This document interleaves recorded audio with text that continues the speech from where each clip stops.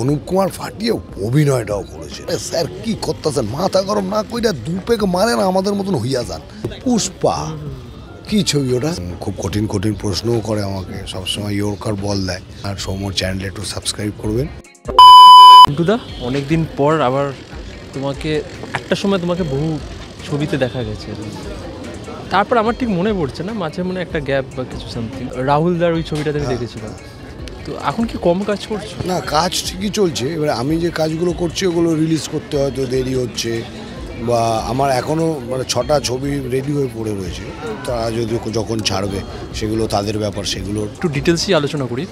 তোমাকে আমরা বেশিরভাগ যেটা পেয়েছি সেটা হচ্ছে একটু কমেডি ঘেঁষা চরিত্রে মজা করছে ছেলেটা, বা পুরোনো দিনের দেবজিতের বন্ধু, সৌমের বন্ধু। তো এটা কি তুমি ভালোবাসো, মানে এনজয় করো, নাকি না তুমি চাও যে আরও, যেমন ধরো রুদ্রনীলদা বা কাঞ্চনদা, এরা কিন্তু শুরুটা করেছিল ওইভাবে, তারপর কিন্তু, বা আমি যদি আরও আগে মানে একটু পিছিয়ে যাই, অনুপ কুমার কিন্তু ওই কমেডি ওই দিকে যাচ্ছিল, কিন্তু একটা তরুণ মজুমদার ছিল যে ওকে ওরকম করেছে। আর একটা অনুপ কুমারের ভালো সিনেমা আছে কিডন্যাপ। কোন যে চরিত্রে আমি অভিনয় করি, আমি সেই চরিত্রটাকে ব্যক্তিগতভাবে খুব এনজয় করি, এবং এটা আমি না, যারা অভিনেতা বা অভিনেত্রী যারাই আছেন তারা খুবই এনজয় করেন সেই চরিত্রটাকে। নিজের মতন করে গড়ে না তুললে সেই চরিত্র রূপই পাবে না। এবারে আমরা অভিনেতা, এবারে আমাদের কখন কোন ডিরেক্টর কিভাবে ইউজ করবেন ছবিতে, কোন গল্পে কিভাবে ব্যবহার করবেন, সেজন্য আমাদের অপেক্ষাতেও থাকতে হয়।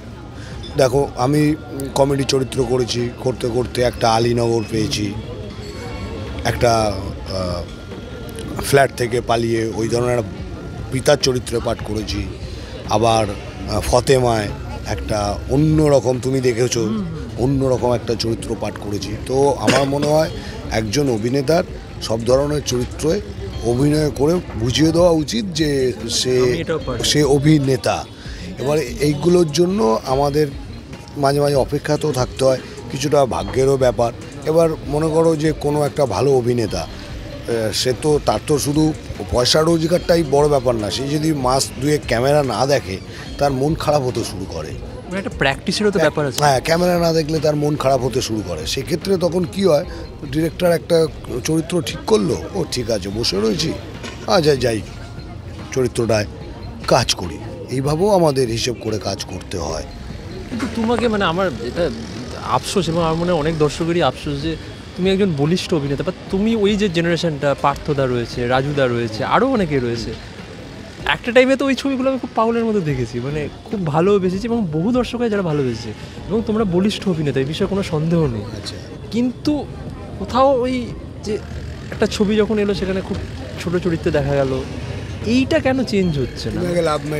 লাভ ম্যারেজের কথাটা বলছিলে, চরিত্র ছোট ছিল বাট গুরুত্বপূর্ণ ছিল, এবং আমার খুব ভালো লেগেছে চরিত্রটা পাঠ করে। আমি তোমাকে বারবার একটা কথা বলছি না, একজন অভিনেতা চায় যে সে সব রকম চরিত্রে পাঠ করতে, কিন্তু তার জন্য অপেক্ষাও করতে হয়। আমি নিজেও জানি না আমাকে কোন পরিচালক কোন গল্পে কিভাবে ব্যবহার করবেন।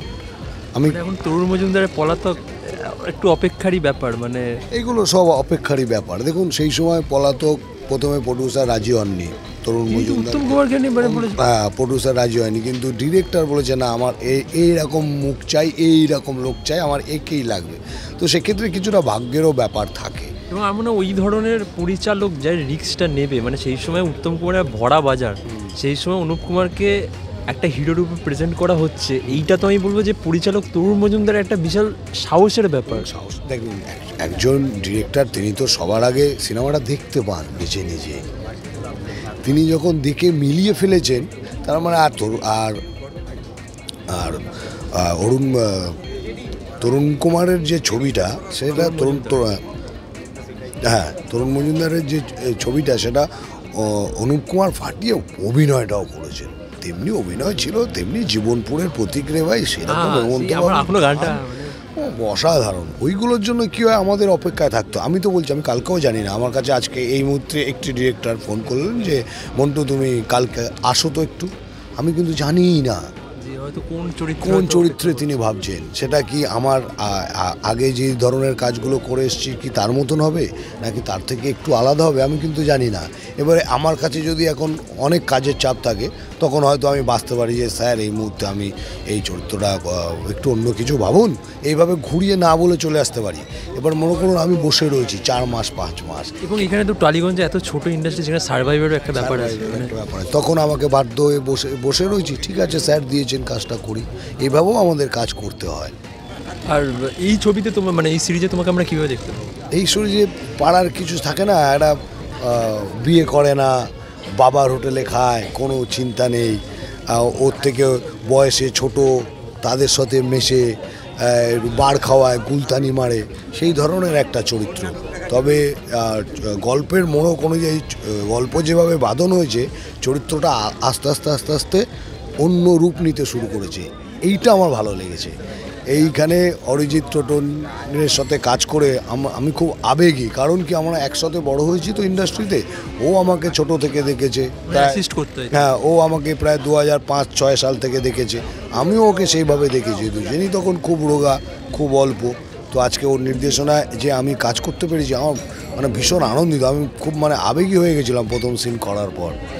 কিন্তু এই যে তুমি যেটা বলছো যে অপেক্ষার যে ব্যাপারটা, মানে তুমি তো নিজে তো জানো, একজন মানুষ আমি মনে করি যে সে নিজে জানে সে কী, মানে তার কাছে কী পোটেনশিয়াল রয়েছে। তুমি যখন নিজে জানো যে আমার এই ক্ষমতাটা রয়েছে, কিন্তু এই ইন্ডাস্ট্রি বা এই টালিগঞ্জ আমাকে সেইভাবে ব্যবহার করছে না, অপেক্ষা, সেটা তো একটা সান্ত্বনা বাজার, ঠিক আছে, অপেক্ষা করতে হবে।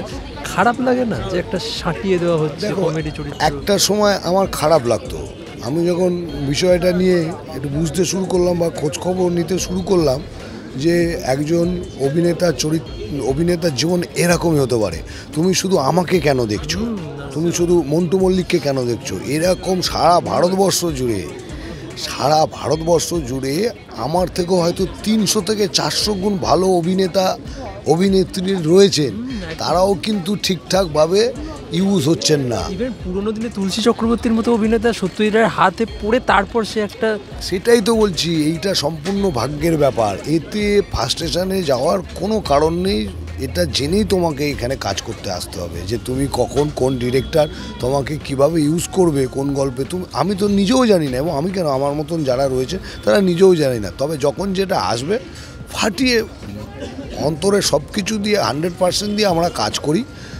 মানুষ তো কোনো দিন পারফরমেন্স একটু ড্রপ হয়, কোনো দিন ভালো হয়, ডিরেক্টর কোনো দিন বকাও দেয়, এগুলো চলতে থাকে, এইগুলো নিয়ে আর ঘাবড়াই না, এগুলো চলতে থাকে। তুমি যে ফার্স্ট স্টেশনের কথাটা বলছো, এটা একদম চরম সত্য, এবং এটা অনেক আদি অনন্তকাল থেকে অভিনেতাদের জীবনে হয়ে আসছে। এবং আমি তাদেরকে বলবো যারা এইসব নিয়ে বেশি ভাবছেন, যে এটা ভেবেই তোমাকে কিন্তু কাজ করতে আসতে হবে, যে তুমি এসেই তোমার মনের মতন চরিত্র তুমি পাবে বা কোনো ছবির মুখ্য চরিত্র পাবে, এরকম কোনো ব্যাপার নেই।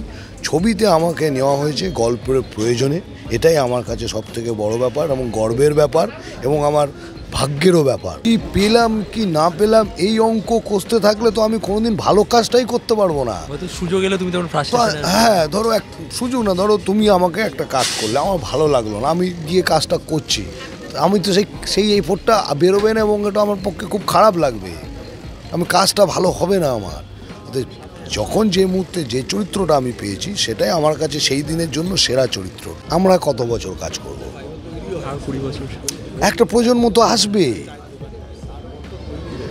আবার একটা নতুন প্রজন্ম কাজ করতে শুরু করবে, আবার একটা নতুন প্রজন্মের দর্শক তৈরি হবে। এবার তারা তো কাকে কখন অ্যাকসেপ্ট করবে সেটা কেউ জানে না। আমাকে যদি এখন তোমরা আমার কাছে এসছো, ভবিষ্যতে তুমি আমার কাছে নাও আসতে পারো, আমি জানি না হোয়াট ইজ নেক্সট। তুমি যদি ভবিষ্যতে আমার কাছে না আসো, আমি ফার্স্ট স্টেশনে চলে যাবো না, আমি তাহলে সেইভাবে বড় হইনি। তখন আমাকে বুঝতে হবে যে আমাদের এবার সরে আসার সময় এসে গেছে। এটা তো নিজেকে উপলব্ধি করতে হবে। এই আত্ম উপলব্ধি করলে তুমি আনন্দে থাকতে পারবে। আমার কাজ নেই, আমাকে কেন বাদ দিয়ে দিল, আমাকে কেন ছবি দেখছে না, কিছু করার নেই, আমাকে দর্শক নিচ্ছে না, তো আমি কি করবো? এইটা বলো না, এইটা প্রচণ্ড একটা সময়ের পর তো সরে আসতে হবে। একটা জেনারেশন পর একটা জেনারেশন আসবে, প্রেমে পড়া বারণে সেই চরিত্রগুলো আমার থেকে প্রায় 16 বছর 17 বছর এমনকি 20 বছর বয়স কম ছেলেরা পাঠ করছে।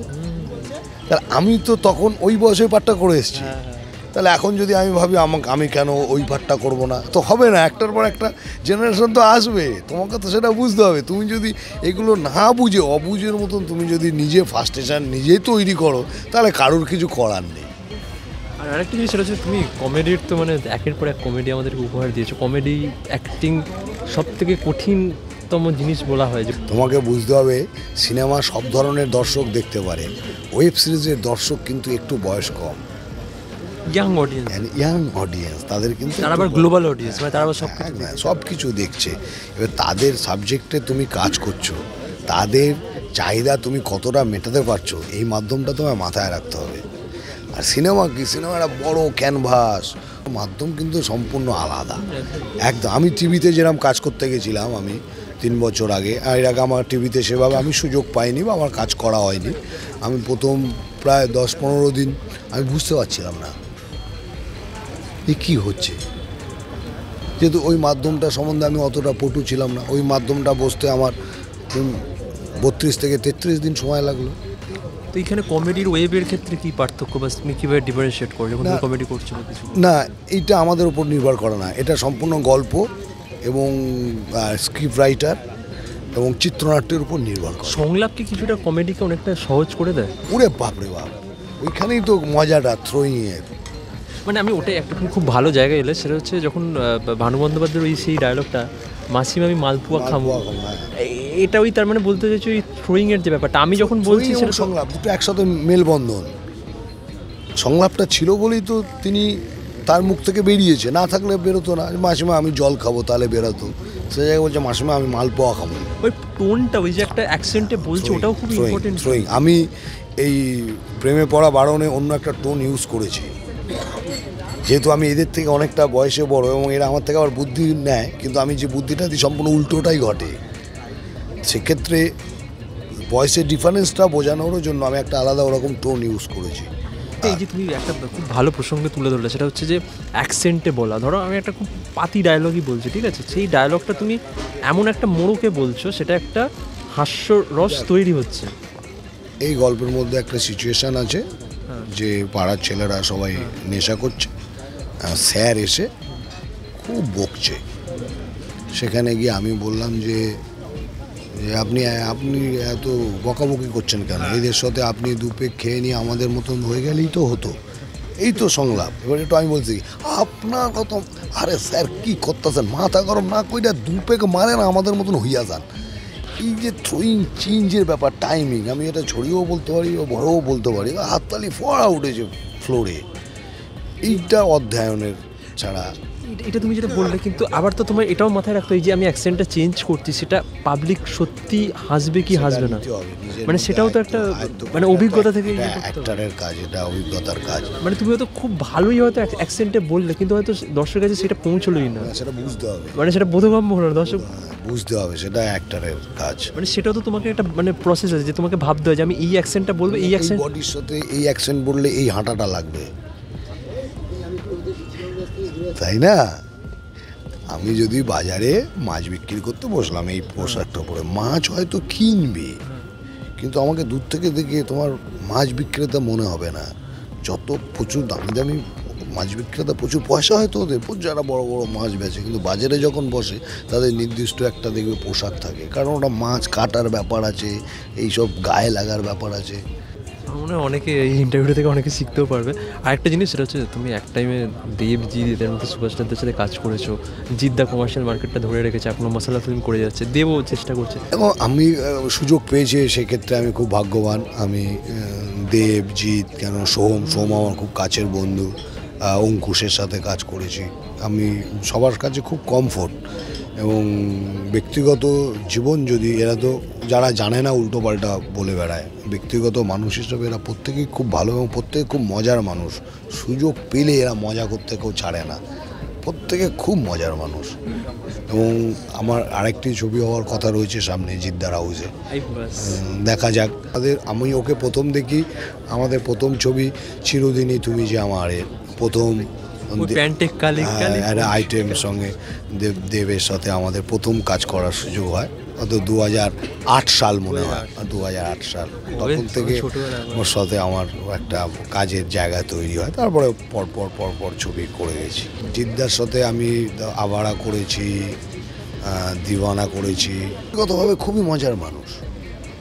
এই যে মানুষ মানুষ যতটা রটায় না, মানে 10% হয়তো কিছু আপ হয়ে গেল, এবার এদের আরও 80% জুড়ে দিয়ে এরা 90% করে দেয়। আমি ধরো এখানে হাঁটতে গিয়ে পড়ে গেলাম, হতেই পারে একটা লোক আনকনসিয়াস থেকে আমি পড়ে গেছি, এই মন্টু মল্লিক অমুক ইয়েতে ঢুকতে গিয়ে পড়ে গেলেন, তার পাশে ছিলেন তিনি কি ধাক্কা মেরেছে, সেই কি একটা লোক পড়ে গেছে রে বাবা। এগুলো ব্যক্তিগত মানুষকে যদি কেউ চেনে, এবং আমি বিশ্বাস করি শুধু এনারা না, অভিনেতা বা অভিনেত্রী যারা আছেন ব্যক্তিগতভাবে ভালো মানুষ না হলে বড় জায়গা কোনো দিন অ্যাচিভ করতে পারবে না। অতএব যারা একটা বড় পজিশন অ্যাচিভ করে ফেলেছে না, তারা ব্যক্তিগতভাবে খুব ভালো মানুষ।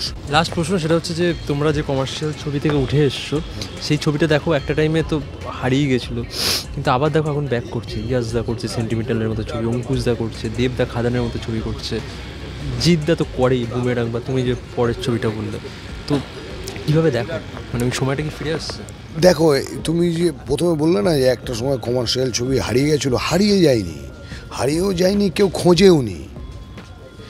আমরা কি করেছিলাম, বাংলার আমরা যারা ডিরেক্টররা ছিলাম, আমরা একটু অন্য ধারার ছবি করে দেখতে গেছি কি হয়। দেখতে গিয়ে দেখলাম যে না, ছবি মানেই বিনোদন। আমরা আবার ওরা প্রমাণ পেয়ে গেছি, ওই জন্য আবার কমার্শিয়াল ছবি আসছে। তুমি দেখো না, লকডাউনের পর সারা ভারতবর্ষ জুড়ে ছবি রিলিজ করতে ভয় পেয়ে গেছিলো লোক। সেই সময় একটা ছবি রিলিজ করেছিল পুষ্পা। কি ছবি ওটা, কি ছবি তুমি আমাকে বলো, কি ছবি? হ্যাঁ, হিলিয়ে দিল তো মার্কেট। সব সময় ছিল ছবি মানে বিনোদন, এটা আমি খুব বিশ্বাস করি। জিতের নেক্সট ছবিটা কি এবছরই আসছে না? হ্যাঁ, এবছরই আসবে।